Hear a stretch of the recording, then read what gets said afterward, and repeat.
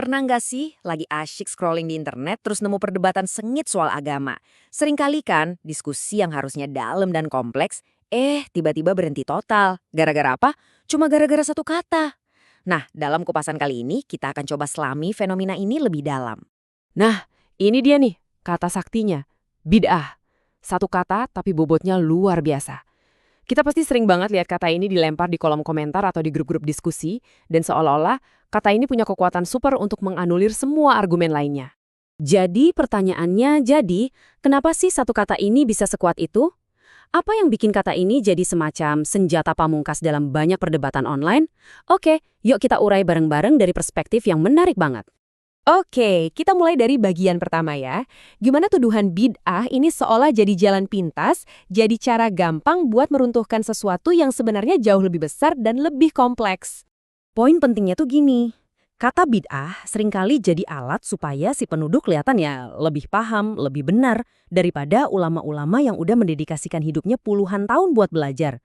Coba deh bayangin, sebuah tradisi yang usianya ribuan tahun, diikuti miliaran orang, seakan-akan bisa langsung dianggap salah, hanya dengan satu kata itu. Nah sekarang, coba kita lihat sisi sebaliknya. Kalau menuduh itu gampang, gimana dengan jalan untuk benar-benar memahami ilmunya? Disinilah kita masuk ke pembahasan soal jalan panjang sang pelajar.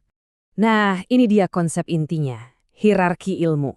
Ini bukan soal belajar sambil lalu atau otodidak dari internet ya. Ini adalah sebuah sistem pendidikan yang sangat terstruktur, sistematis, dan mendalam.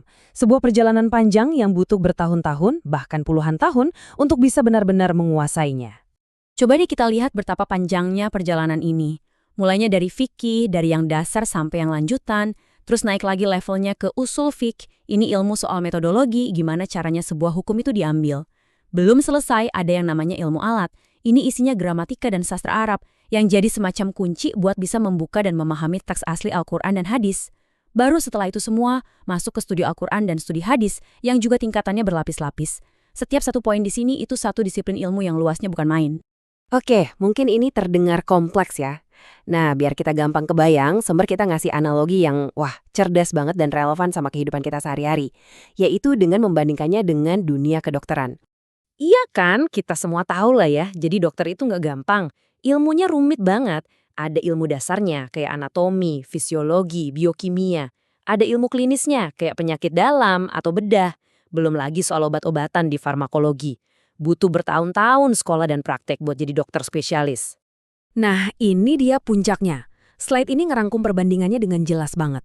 Di satu sisi, kita punya sarjana agama.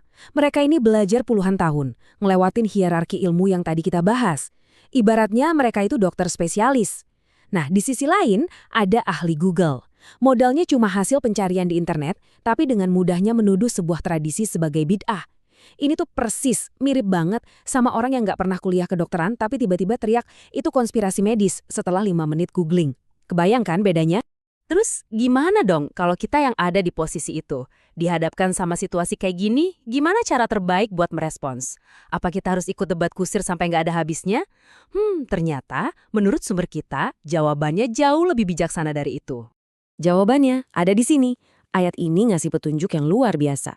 Ketika orang-orang yang, katakanlah, pemahamannya belum dalam, menyapa dengan cara yang kurang baik, respons terbaik itu bukan dengan membalas serangan, tapi dengan mengucapkan salam atau kedamaian. Artinya apa? Gak perlu terjebak dalam perdebatan yang gak akan ada ujungnya. Cukup tinggalkan dengan damai.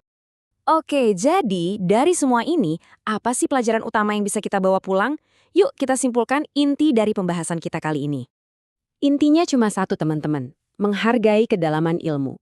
Saat kita sadar betapa besar dan panjangnya usaha di balik sebuah keahlian sejati, kita akan jadi lebih mudah untuk membedakannya dari penilaian yang dangkal dan instan.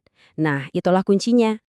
Dan pembahasan ini meninggalkan kita dengan satu pertanyaan penutup yang, relevan banget buat kita semua.